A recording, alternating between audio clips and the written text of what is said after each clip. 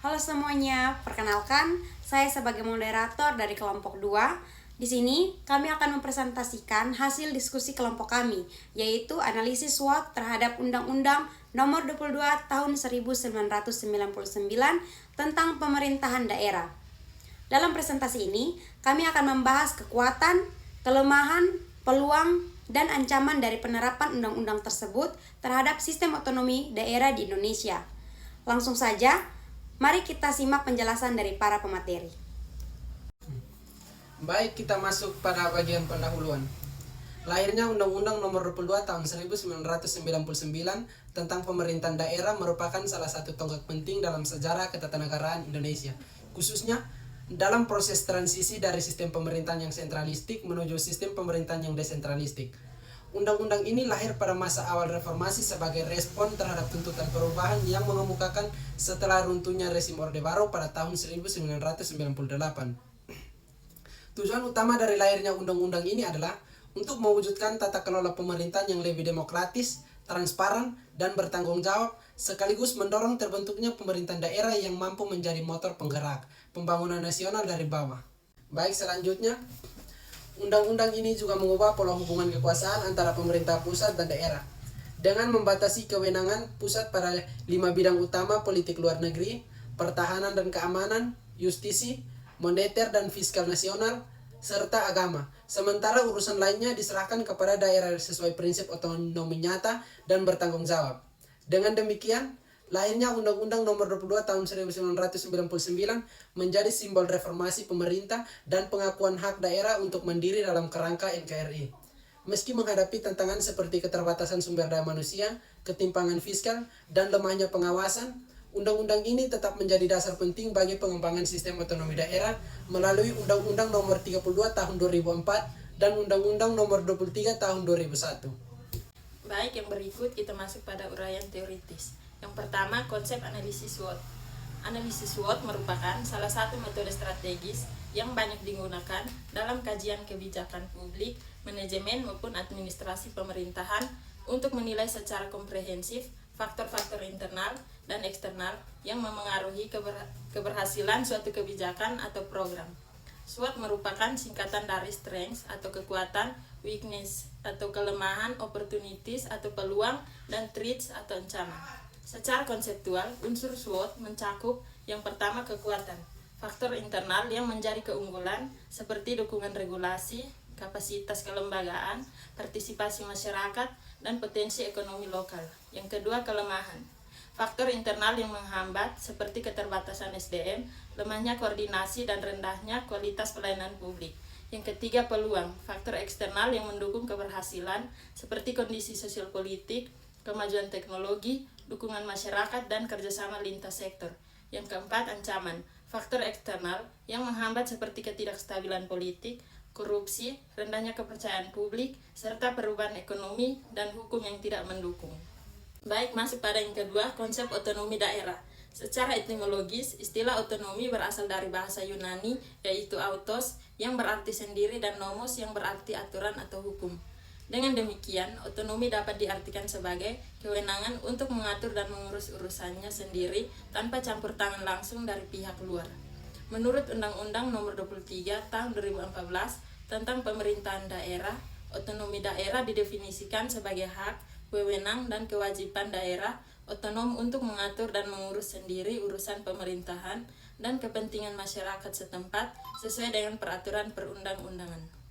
Konsep ini menegaskan bahwa pelaksanaan otonomi daerah harus berlandaskan pada prinsip desentralisasi, dekonsentrasi, dan tugas pembantuan, yang bersama-sama membentuk sistem penyelenggaraan pemerintahan yang lebih demokratis, efisien, dan partisipatif.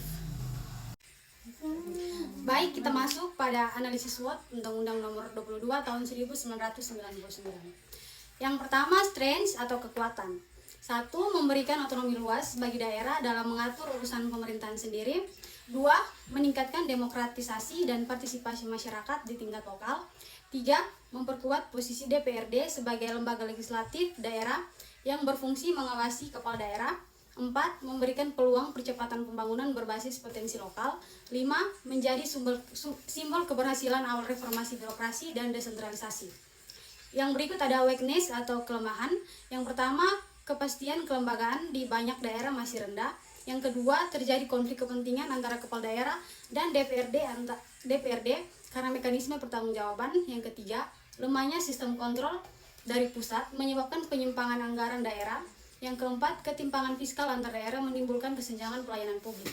Yang kelima, implementasi desentralisasi terlalu cepat tanpa pedoman operasional yang jelas. Yang berikut ada opportunity atau peluang. 1. Membuka ruang bagi inovasi dan kebijakan publik berbasis lokalitas. Yang kedua, menumbuhkan kepemimpinan daerah yang adaptif, transparan, dan akuntabel. Yang ketiga, memperkuat kolaborasi antara pemerintah daerah, sektor swasta, dan masyarakat sipil. Yang keempat, meningkatkan daya saing daerah melalui pengelolaan potensi ekonomi lokal. Dan yang kelima, menjadi fondasi pengembangan tata kelola pemerintahan yang demokratis. Yang berikut ada threats atau ancaman. 1. Munculnya politik uang dan praktik korupsi di tingkat lokal. Yang kedua, ketidakstabilan politik akibat perebutan kekuasaan antara elit daerah. 3. Ketimpangan pembangunan antar daerah yang semakin melebar. 4. Potensi separatisme dan tuntutan otonomi khusus di beberapa wilayah. Dan yang kelima, lemahnya koordinasi antar level pemerintahan menghambat efektivitas kebijakan nasional. Baik, selanjutnya kita masuk di kesimpulan dan rekomendasi.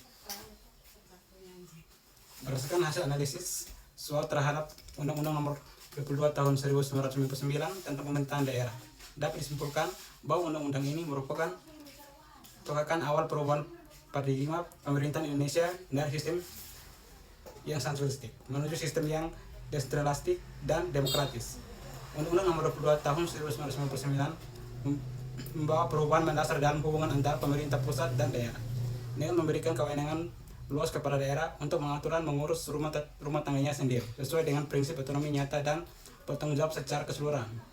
Undang-Undang Nomor 22 Tahun 1999 menjadi dasar penting bagi reformasi pemerintah daerah di Indonesia.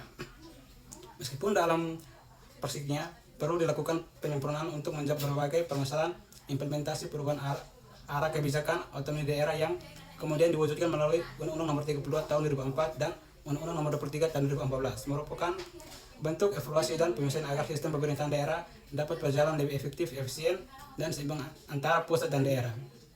Rekomendasi yang pertama itu peningkatan kapasitas aparatur daerah pemerintah pusat perlu meningkatkan kompetensi aparatur melalui pelatihan dan pendidikan agar pelaksanaan otonomi daerah lebih profesional dan efektif. Yang kedua, penguatan pengawasan dan akuntabilitas publik diperlukan sistem pengawasan yang transparan dan efektif untuk mencegah penyimpangan dan korupsi, melibatkan masyarakat serta lembaga. Yang ketiga itu koordinasi pusat dan daerah perlu kejelasan kewenangan agar tidak terjadi tumpang tindih kebijakan konflik antara level pemerintah. Baik, yang berikutnya, yang keempat, pemerataan fiskal dan pembangunan sistem transfer dana harus diperbaiki untuk mengurangi ketimpangan fiskal dan pembangunan antar daerah. Yang kelima, inovasi dan kolaborasi daerah. Daerah perlu mendorong inovasi kebijakan dan kerjasama lintas sektor guna memperkuat ekonomi lokal. Yang keenam, penyempurnaan regulasi otonomi daerah. Perlu evaluasi berkala agar kebijakan otonomi daerah tetap relevan dengan dinamika sosial, politik, ekonomi, dan teknologi. Yang ketujuh, pemberdayaan masyarakat. Partisipasi masyarakat dalam seluruh tahapan pembangunan harus ditingkatkan guna menumbuhkan rasa memiliki terhadap kemajuan daerah. Baik, terima kasih telah menyimak presentasi dari kami kelompok 2. Semoga informasi dari materi yang telah kami sampaikan dapat menambah pemahaman bagi kita mengenai pelaksanaan pemerintahan daerah. Sekian dan terima kasih.